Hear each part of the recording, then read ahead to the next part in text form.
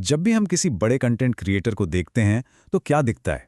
जाहिर है, एक कमाल की लाइफस्टाइल, डिजाइनर कपड़े, महंगी गाड़ियां, फॉरेन ट्रिप्स। ऐसा लगता है मानो सब कुछ एकदम परफेक्ट है। लेकिन यहां एक बड़ा सवाल उठता है, क्या ये सब सिर्फ खर्चे हैं या इसके पीछे कोई स्मार्ट इन्वेस्टमेंट प्लान भी है? चलिए आज इसी बात की तह तक जाते हैं कि ये क्रिएटर्स अपना पैसा असल में कहां लगाते हैं और हम सब इस कहानी से क्या सीख सकते हैं। देखिए, जो स्मार्ट क्रिएटर्स होते हैं ना, वो ये बात अच्छी तरह समझते हैं कि उनकी इनकम हमेशा एक जैसी नहीं रहने वाली। तो उनकी इन्वेस्टमेंट स्ट्रैटेजी को समझने से पहले ये जानना बहुत ज़रूरी है कि आखिर उनका पैसा आता कहाँ से है। तो देखिए, उनकी कमाई के कई रास्ते हैं। सबसे बड़ा हिस्सा आता है ब्रांड डील्स और स्पॉन्सरशिप से, फिर पेड कोलैबोरेशंस हैं, यूट्यूब से जो रेवेन्यू आता है वो है, और एफिलिएट मार्केटिंग भी है।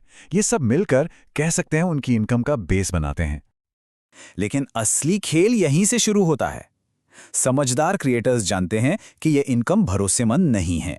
सोचिए, कल को किसी बड़े ब्रांड ने अपना हाथ खींच लिया तो बस यही जो अनिश्चितता है, यही उन्हें एक लॉन्ग टर्म फाइनेंशियल स्ट्रैटेजी बनाने पर मजबूर करती है। तो सवाल ये है कि इस अनिश्चितता से निपटने के लिए वो अपना पहला और सबसे सेफ दांव कहाँ खेलते हैं? जवाब शायद आपको थोड़ा हैरान कर दे। वो पैसा लगाते हैं खुद पर। जी हाँ, उनका सबसे पहला इन्वेस्टमेंट होता है उनका अपना पर्सनल ब्रांड, उनका अपना बिजनेस। ये ना एक कमाल के बिजनेस माइंडसेट को दिखाता है। स्मार्ट क्रिएटर्स खुद को एक कंपनी या एक स्टार्टअप की तरह ट्रीट करते हैं। ये बहुत दिलचस्प है। सोचिए, उनका जो कंटेंट है वो उनका प्रोडक्ट है और जो ऑडियंस है वो है उनका मार्केट। अच्छा, तो वो इसे हकीकत में कैसे बदलते हैं? वो अपने इस ब्रांड को एक असली एसेट बनाने के लिए कुछ ठोस कदम उठाते हैं, जैसे अपने कोर्सेज और वर्कशॉप्स बनाना, खुद के ऐप्स या वेबसाइट्स लॉन्च करना, और हाँ, अपने काम को स्केल अप करने के लिए एक अच्छी टीम में इन्वेस्ट करना। तो अपने ब्रांड को मजबूत करने के बाद अब बारी आती है एक स्टेबल फाइनेंशियल फ्यूचर बनाने की। अब देखते हैं कि वो कौन से ट्रेडिशनल रास्ते अपनाते हैं जिनसे लॉन्ग टर्म में वेल्थ क्रिएट होती है। अब यहाँ पर दो बड़े रास्ते सामने आते हैं। एक तरफ है स्टॉक मार्केट, जिसमें हाई ग्रोथ का पोटेंशियल है, पैसा निकालना भी आसान है, मतलब लिक्विडिटी अच्छी है। और दूसरी तरफ है रियल एस्टेट, जो आपको स्टेबिलिटी देता है, सिक्योरिटी देता है, और हाँ, रेंटल इनकम का एक जरिया भी बन सकता है। ये बात बहुत सही कही गई है कि फॉलोअर्स तो ऊपर नीचे होते रहते हैं, है ना? लेकिन सही स्टॉक्स में किया गया निवेश आपको लगातार ग्रोथ दे सकता है। और यही फर्क है सोशल मीडिया की दुनिया और स्टॉक मार्केट की स्टेबिलिटी के बीच। और जहां तक रियल एस्टेट की बात है, वो सिर्फ एक फाइनेंशियल इन्वेस्टमेंट नहीं है, वो उससे कई बढ़कर है। ये एक इमोशनल इन्वेस्टमेंट भी है। एक अपना घर होना या एक अच्छी प्रॉपर्टी होना, ये सोशल स्टेटस के साथ साथ एक गजब की सिक्योरिटी वाली फीलिंग भी देता है। ठीक है, तो एक स्टेबल बेस तो बन गया। अब बारी आती है पोर्टफोलियो के उस हिस्से की जो सबसे ज्यादा रोमांचक है, यानी हाई रिस्क हाई रिटर्न वाले दांव। ये वो जगह है जहां बड़े जोखिम के साथ बड़े मुनाफे की भी उम्मीद होती है। जो टॉप के क्रिएटर्स हैं, वो अपने नेटवर्क और ब्रांड बनाने की स्किल का फायदा उठाते हैं।